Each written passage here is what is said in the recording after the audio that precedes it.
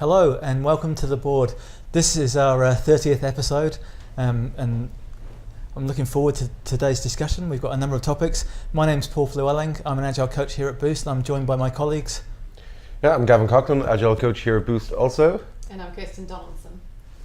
So today we're going to talk about a couple of things. The first one we've got on our list is around a blog post written by Mike Cohen in March. And it's around defining velocity. And what he was basically saying in it is that one of the first things we need to do is to make sure that the team knows what velocity means, so what's included in velocity. I liked his analogy there where it's somebody swimming up a river, and if they swim like 2 kilometers, then their velocity is 2 kilometers per hour within an hour, obviously. And but that doesn't take into account that the fact that the river may be flowing downstream, they actually swam 3 kilometers. So how do you actually measure velocity, and do you count things like bug fixes and stuff like that, and refactoring into your But his point about counting things like bug fixing and refactoring was, what if that's just during that sprint and you never do those things again? Then of course your velocity is going to drop a lot and it's not going to be a true representation. That's right. Possibly. But I mean, from my point of view, even if you're not doing a lot of bug fixing and refactoring in the next sprint, you would then obviously be able to include more actual functionality. Yeah. So surely your velocity would stay stable.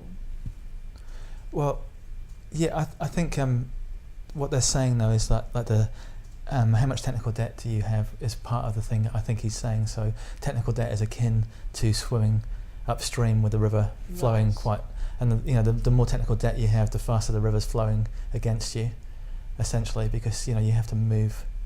You have to when you make a change to a new feature, you have to go and fix other stuff before you can make that change to the new feature. Create that new functionality. I'm glad you guys have read and absorbed this article, because clearly that analogy didn't mean that much to me.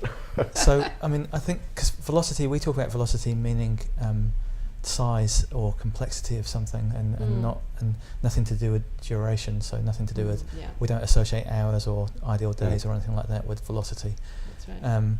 And so in terms of we talk about duration or complexity or unknowns or uncertainty, in other words, around what we're trying to build. And so I think I like his definition, which is the one where you're swimming upstream and and the river's flowing against you. I think in certain aspects of your system, the river's going to flow harder against you as well, and that's definitely I like that. I really like that analogy. That's how it feels as a software developer when you're going into to fix code, when you have to fix code before you can actually write new code. Yeah. I know one of the teams that you're working with at the moment, they measure just the functionality that they're actually working on, and they don't actually measure their bugs as part of their velocity. Do you not size your bug stories? Like the meteors? Sometimes you have say 5 hours of bug fixing in a sprint. Do you size that? Yeah, that's sized. It's got story points. Velocity. Yeah, we make it part of our capacity planning. Yeah. But that information, we know that we're doing that up front, and that's part of our sprint planning. Right, as opposed to meteors. Whereas meteors are their production, they're critical issues. They're problems that have occurred in production, and they need to be attended to immediately. And so we obviously don't size those. They just, because we don't know the extent of those often, and they just need to be fixed essentially. And then we'll probably come back and do some analysis. Well, we do. So we fix the problem. We do some analysis. Our analysis for the meteor includes a root cause analysis. So we do 5 whys, work out why it happened. If the 5 whys brings up a problem we still need to fix, i.e. we've just fixed the symptoms and now we need to fix the actual problem, then we'll write a story for that, or we'll deal with that, but it's up to the product owner then to prioritise what the fix of the actual problem is, if there's still an outstanding problem and we haven't fixed the root cause. So that meteors are quite different because they're unplanned work. You don't know they're going to happen; they just occur. That's why your team did still want meteors to be visible and. I just want to point out, we were saying the word meteors a lot here at Boost. We refer to define that for yes, us. here at Boost, meteors are things that happen which are disruptive and unexpected, and usually it's critical bugs that sort of mean that somebody has to down tools or pick up tools and work on them immediately, and it's not in the sprint work. That's right. They're noisy, obtrusive, and they explode over everything that you're doing. Sometimes referred to as seagulls. Seagulls, exactly. Dropping their little surprises on you. Yes. Yeah. that kind of thing. And yeah, other people call them critical bugs. You just call them what they Boring. are. Yeah, that's right. But how much attention does, because the team you're working on has been together for about 4 or 5 years, how much attention do they pay to the velocity? So the reason they put the meteors on the board and they have got that separate Kanban lane for the meteors is because they wanted to make sure that so what their velocity looks like is that their velocity looks like X number of points per sprint plus the number of meteors they had to deal with. So I think the worst situation they ever had, and this was a while ago, was 6 meteors in one sprint. So their velocity was 12 points plus 6 meteors. Okay. So they just make it really distinct. Yeah. And so it doesn't contribute to their velocity. The meteors don't contribute, but they are recorded. They are recorded. Yeah. And so if the product owner ever comes back and says, "Why did you only do 12 points that sprint?" Well, we had 6 meteors, you know, and those meteors were of different sizes. So, yeah, I think it still stands. So I think including that work in the velocity would be hard for the team to. They could probably size them in retrospect, but you know, and if we were to do that, we could include them then, but I don't know what benefit that would be, because actually what the product owner is interested in is what they can get done over the next few months. For example, they're trying to release plan based on a velocity, and 6 meteors doesn't mean you're doing new feature work at all. Yeah. And so it does go back to that's the issue. That's the crux of what Mike Cohn is saying is that the product owners and the release planning team or the product management team want to release plan, and they want to know what they can get done, new work, i.e. new work. They don't want to know how many meteors we can do. They don't know. They want to, and they don't want to to know. Useful. They don't want to. They don't care about the refactoring or the bug fixes that need to take place to get that new feature. It's not tangible work for them. No, obviously. that's right. And so, but the reality is that you have to capacity match your team. You know, so you can't just think in terms of new features. So you have to educate the product owners to you know. I mean, and the way we do that, of course, is by making technical debt visible, and having a heat map or whatever it is. We've got a separate board with our infrastructure, our architecture, and we highlight the issues that the team foresee happening. I.e., we put on there any meteors that crop up and things where we still have to do some work around that meteor, upgrades to system components, i.e., third-party components that we need to. They've released a new version for, and then smell, i.e. teams. I don't like the look of this. This code is particularly smelly because every time I go and try to change something, I have to do, you know, a heap of other work to get something done. And so there's obviously some areas of the system are better than others, and it normally depends on the age of the component or the age of that part of the system. And the smellier it gets, the older it is usually. It's kind of like life. But thanks, Paul. Yeah, I was going to say. I was actually saying referring to that. Okay. But yeah. So yeah, anyway, I think Mike Cohn's got a good point that product owners need to be educated, and they need to allow for some of the team's capacity to take account of bug fixes and refactors. I think Mike Cohen's final point there as well really was it's up to the team what they want to measure and how they want to measure that eventually. I think it was also that as long as they understand what the velocity is made up of and agree and work together on defining that, was the sort of bottom line, wasn't it? Yeah. So we also wanted to talk about let's talk about the 4 signs that you're doing Agile wrong. I think that was the heading of the article that we were reading. It was from, just to tell you the source of that, it's from Information Week website, and it's by Eric Weber. I'm trying to read my tiny writing on that card there. So he mentions 4 signs, and just to mention a couple of them, I quite like to talk about our own ones as well. Yeah, sure. But one of them which is very stark to me is unhappy developers. That's quite something that can be quite obvious. And that's when you need to look at what are the causes of the unhappiness and talk to the team. Well, Paul and I gave a talk yesterday, and we got one question which was interesting, which is do you take a break in between sprints? For what reason? I was going to bring up the same thing, because someone brought this up in a workshop where a couple of weeks ago that we ran here, saying, "Well, I didn't like Scrum because it was too much pressure on the team." Why would you take a break? I don't take a break between my normal work. Because he just felt that it was too intense. Yeah, relentless, I suppose. But But isn't it the same in a waterfall project? I mean, you work on the code until it's finished, right? yeah, it's not like you come in the next day You and don't have just a break. You kick then a go football on to around. other work. Yeah, that's right. That's right. But of course, one thing that we told these people yesterday was, in a waterfall project, yes, that's right. You keep working as well, but you might also be, well, obviously near the end of the project, you're working really intensively and possibly working late, possibly working weekends. Where in Scrum, you're meant to be working at a sustainable pace. Yeah, so that's the key, isn't the it? need for a break isn't really there because you still have your. Well, you get break in the weekend, which you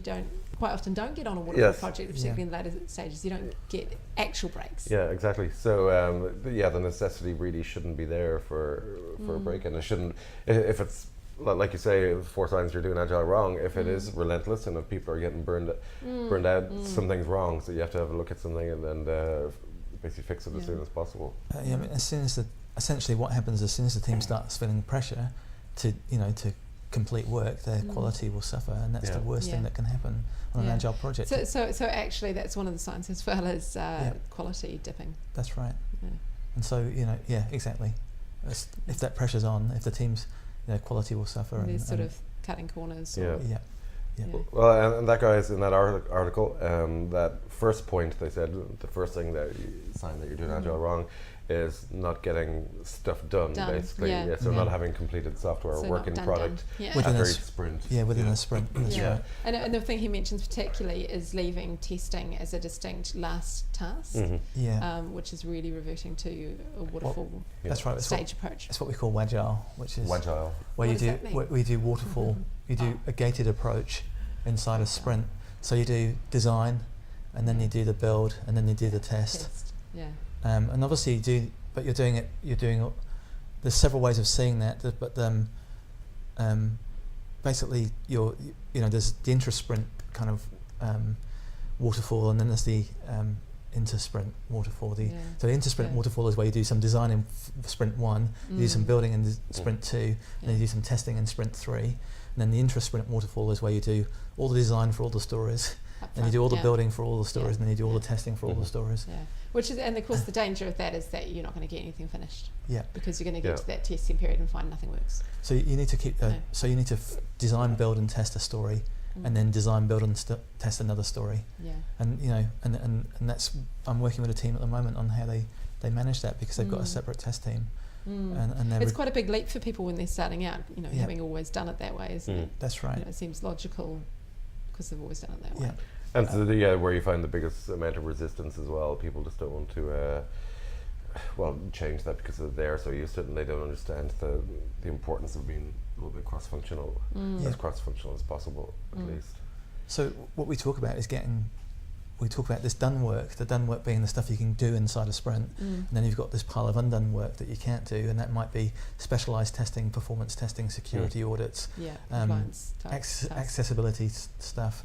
And so it really is a balance. You've got the objective though is to bring as much of that into the sprint as possible, into done work, and if you can't absolutely bring all of that into done work, then set up a good way of managing the undone work and how you security.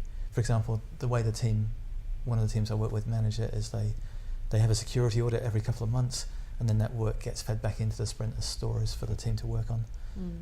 So the other thing that Eric mentioned in his article in the Information Week was failure to launch, which is obviously a major one. Whenever we talk about Agile in workshops or training, we talk about having a potentially shippable product. Yeah. So if a team's at a stage by the end of the sprint where they don't have anything they could potentially put into production, that's quite a bad sign. Because they're not actually achieving any functionality for that sprint. I think that maybe sometimes people fail to recognise that failure to launch though as well, because quite often the client doesn't want to put things into production quite far down, which I think can be a danger. One of the things Eric mentions in his article though is a project he worked on where they didn't put anything into production until a year later. They had actually made it potentially shippable at the end of each sprint, but the client, the business he's working for, chose to launch it a year later, by which time they realised the market no longer wanted the product. So they hadn't been able to get it out there and test and respond to change. They'd waited so long that that made themselves obsolete. We talk about this quite a lot, and it's called the cost of delay. And you really have to get it out there. Because your opportunity that the longer you leave it the less your opportunity. Yeah. Basically, that someone, the danger of someone else will come along and do exactly what you're doing. That's right. And then you're not. It's really a mindset that you need to work on. Well, for us with clients, isn't it? Because they're so used to this approach where we have to make sure we nail everything before we launch. Yeah, that's right. And so there's a lot of coaching that goes on about the benefits of launching earlier. And then look at that. Not trying to include everything. Look at the product discovery, the stuff that we did the other day. Yeah, and I think that really brought that home for that client, didn't it? That did. Yeah, that was good. And so there's only 6 stories in their minimum viable product. Yeah, 6 stories. And originally, I mean, they had so many features on that table when I left the room. Yeah. And I think that had we not gone through that workshop with them, they would have wanted to do all those features. I think there was about 50 to 60 features all told in there. Yeah. We got it down to 6, and that was a great experience. It's good to capture. And doing a workshop with people, and they do have this sort of wish list of everything that they want to put into a product, and they've made a lot of assumptions about this, but going through that process and seeing it dawn on them what the minimum viable product for them actually is, and then seeing them actually realize the importance of getting something out there that meets the needs, and seeing how it's focusing actually on being users used rather than their small internal team thinking we must get this feature out. Yeah. The other thing that really helped in that situation though was having our client read the Lean Startup prior to the session, and he's mentioned a couple of times that he's found it incredibly useful. So I'd recommend to other people that they read that before they start that process. Certainly helps us. And for CEOs and the like, I recommend to get them on board with the approach. Yeah, that's right. Yeah. And not everybody can buy into that approach. There's people who will still resist that and just have this wish list of stuff that they feel is important, and they'll just stick to that like glue. And that's one sign, I suppose, that Agile isn't working. If you do have if your lists are driven by ego rather than need. Yes, yeah, and that's for me, because you said what are some of the things that you think are a sign that you're doing Agile wrong. For me, not having that sort of a buy-in, whether it be from the client or whoever's actually making the product, not having them buy into the process, because it's all well and good a team using Scrum and being Agile, but if you don't have the customer along for the ride, and heart and soul, basically, it all starts to fall apart, really, and you absolutely need that level of buy-in. And for me, that's the one thing that's difficult. And if anybody asks me what's the one thing that you find problematic in Scrum projects, it's absolutely not having that complete buy-in. I think I know that we've done some work around this, and I think we've got more work to do in terms of educating the client up front, and it's an active thing. We're actively trying to manage that, I think. But it's important that we get those people on the journey with us and understand why we do certain things, and why we'll be asking them to do certain things as well. Certainly, when you get to a stage where the product owner is no longer available to you on a regular basis, it's a pretty big sign as well that you've lost that buy-in for whatever reason. And I would say that's also a pretty big sign that Agile's not working. It does take a lot of coaching, especially in New Zealand, where Scrum isn't the norm yet. People are still used to just coming to us, especially us as vendors. They're still used to coming to us and having a list of requirements and telling us what they want, and then going away and us just building it, basically. I think it's that around language as well. I mean, the fact that we're referred to as vendors or suppliers is kind of a misnomer. Yes. The way that we work, we would call ourselves technology partners. So it's a partnership to produce a product. I haven't heard you use that term before. I like it. We are a technology partner. I just made it up right then. That's No, good. I didn't. We were talking about, actually this came up on an NZWise forum the other day. Someone sort of called someone on it when they referred to themselves as a supplier, and he said, I don't like that word. I want it to be a partnership, and I think it's misleading to use that word. And I think he's absolutely right. And vendor, I think, is probably worse, because it sort of implies that you just push out. Oh, that's right. Rather than having that collaboration. I don't think it's in anyone's interest to have that kind of contract negotiation where you just ends up in litigation, essentially. If you don't have a partnership and you don't collaborate, then both parties lose out, essentially. Yeah, that's right. I think if someone's doing an off-the-shelf product that isn't customised, then vendor might be appropriate. But even then, I'd probably encourage people not to refer to themselves as that. It's just a much better way to work as well, because you're a genuine team and everybody's pushing for the same sort of goal and everybody's behind it, and it's, keeps everybody feeling far more positive about the whole situation as well. Yeah, So for me, that's steers away from the us and them situation. You know, what's one of your signs that you're doing agile wrong? Yeah. Sprint zeros. I mean, we've talked about this before. Yeah. You know, I think they're badly named. I don't think they should be called sprint zeros. I think there is some Sprint work -1. no, I don't think you should even mention. do you think though that there should be a setup phase prior to starting Scrum? So setting up servers, for example. No, I don't necessarily. So this is what I'm referring to. I don't necessarily that kind of think work. But my question is, my feeling on this is, because the team's not actually doing any work, it's usually other people around the team doing other work. Possibly. Then don't call them a sprint. They're not a sprint. There's no Scrum team involved. Yeah, I agree. There's it's a sure, if the organisation is large enough that they need to set up some infrastructure, there's undoubtedly going to be some product discovery going on. But, you know, there's going to be an initialisation and phase. certainly we do that. Let's call it a project kickoff. Let's call it initialisation. Let's call it something else. It's not sprint though. Absolutely. I mean, a sprint zero is really a good name because nothing's produced. Yeah, it's not produced. It's not done. It's not. If there's no Scrum team involved, it's got nothing to do with an agile approach. So they're not sprinting. They're not. I mean, the clue is in the name, though. So that's why we should avoid them. Yeah, I mean, we avoid sprint zeros, but it's certainly something that a lot of people do subscribe to and do. Do you think it's a sign that agile's not working though? So if someone's doing sprint well, zero, putting it back to the original question. Yeah, to be honest with it's you, so much part of the agile process for so many people that I can't really accept that it means that you're doing it wrong. We don't like to do it, and I'm behind that from our point of view. I don't like iterations here. Doing it wrong because of all the things that Eric highlights in his post. Yeah. The sprint zero yes. means all of those other things are happening apart from maybe unhappy developers because they haven't gotten into it enough to become unhappy. And the key thing with sprint zero is people, like that one client or one company that we dealt with, they wanted how many sprint zeros? Three sprint zeros. Each sprint was 3 weeks long, so it was 9 weeks. See, in that case, that was an incredibly clear sign that they weren't doing it right. And the key thing, how much gold plating, how much waste was occurring during that? How much waste? Yeah. Well, how much work were they doing that wasn't needed? It's like 100% waste, I think. How did they know that? How did they know that the work they were doing was needed at all? In fact, it's called Yagni. You ain't going to need it. Yeah. You know. And honestly, do what you need to do. That's the whole point.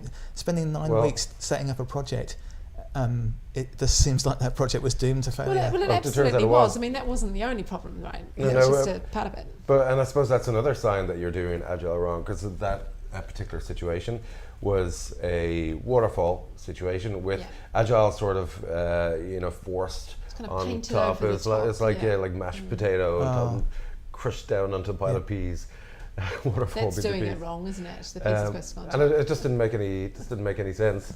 See you, Chris. That's one of our product owners is he's leaving today. It's his last day. Yeah, so it's his final day. So just excuse us while we say goodbye. That's Chris from DNZ. We'll drop him a text later. Actually, quite a sad moment just there. Yeah. But that situation was waterfall, just with an agile blanket basically, and there's nothing agile about it. You know, they did stand-ups and sprint plannings,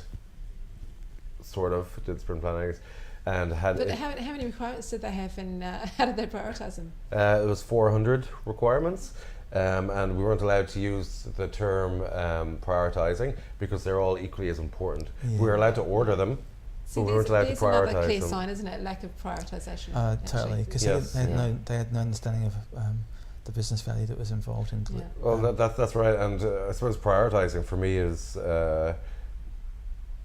massively important and one of the largest parts of working. It's essential, isn't it? Yeah, absolutely. It's a huge thing, and prioritising is something that you have to impress on somebody right from the beginning of a project all the way through to the end. Continue sort of reiterating the reasons why. Yes, exactly. Because that's what people want to know if they're going to buy into doing something. They want to know why they're doing it. And that's, I suppose, another sign that we're coming up with lots of signs, but if you do, because lots of people prioritise at the start of a project, and that's fine. But they just leave it. It's sort of like, and that's okay, not we responding to change, is it? Exactly, and they think that's fine. We prioritise that, and it just stays stagnant throughout the project. That's right. That's one of the things Eric mentioned in his post was scope stagnation and not responding to changes, and no conversation and no not getting pushback from developers. That's right.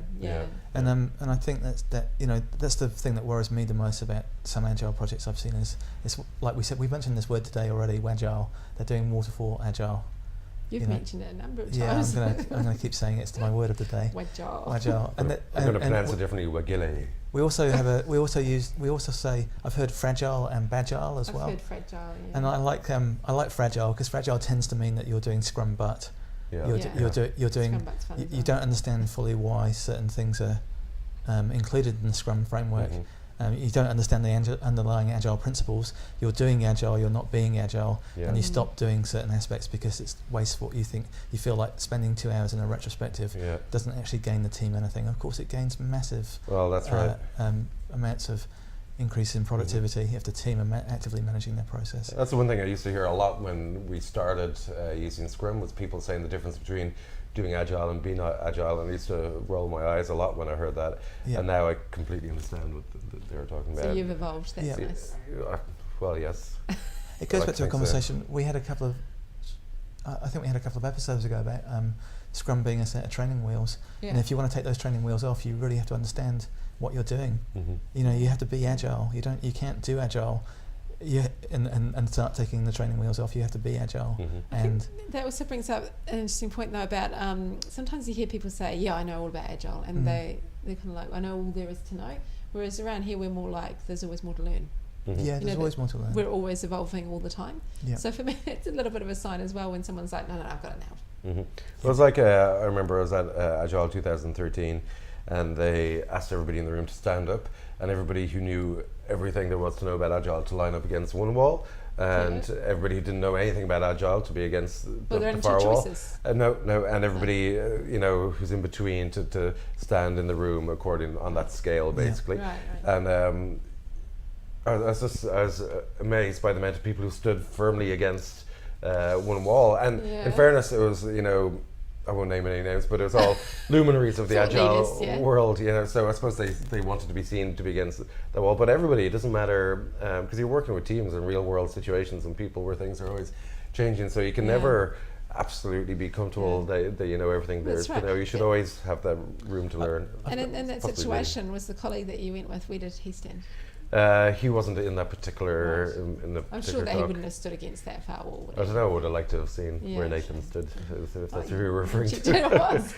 I've got a friend who's a third level black belt in a certain martial art, a Japanese martial art, and she was saying that you go through all of those belts at the beginning, like the yellow, the red, the green, the brown belts, and their different stages.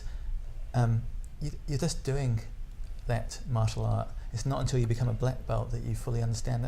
She said that's when her training actually began, when she became a black belt. And people think it's getting to being. It's not about the belts, though, is it? It's not about the belts, and of course, it's just it is. It is akin to a martial art or being a sports coach. Things are constantly evolving around you. If you stagnate, if the team doesn't continually move forward, then you will just be doing something that you did last year, and you'll be doing the same thing over and over again, which, as Einstein said, was the definition of insanity. So it's a bit like results. when people go on the certified Scrum Master course, and it's all like, bam, I know everything. I've got a certificate. You know? And it's the beginning. It's the beginning of the beginning, if you like. I quite like, and I'm not selling any wares or anything, but I quite like the IC Agile approach, because they run their first course, which is Agile Fundamentals, and when you get your certification at the end, you're not certified as somebody who can go and start building teams and be a Scrum Master and stuff like that, but you're certified that you've shown a commitment to start your journey of learning, which I think is absolutely right. Their Agile Fundamentals course is 3 days, and it's intense. And it's a comprehensive fundamentals course. That's my first comment. So I really like Gabrielle Benefield's Agile. I think it was her who described Agile fluency and the four stages of Agile fluency. And I think that's part of the. That's what I think as IC Agile is so good at, is that they describe quite well what the stages are from various people that have worked in the industry or worked in the area of Agile for a while, and can describe what the Agile mindset looks like. And that, the Agile mindset is about being Agile. It's not about doing Agile, like we say. And so yeah, there's some really good stuff in those IC Agile courses. Yeah, They are, Mm. and they clearly indicate it's a journey. Yes, It's just, and this is absolutely. the start of it. Yeah. You know. Yeah. Speaking of journey, I think we've reached the end of episode 30. Oh, no, like Yeah. this. See Yeah. there? Yeah. So thanks for joining us, and we'll see you in a couple of weeks. Okay, thank you. Bye-bye. See you.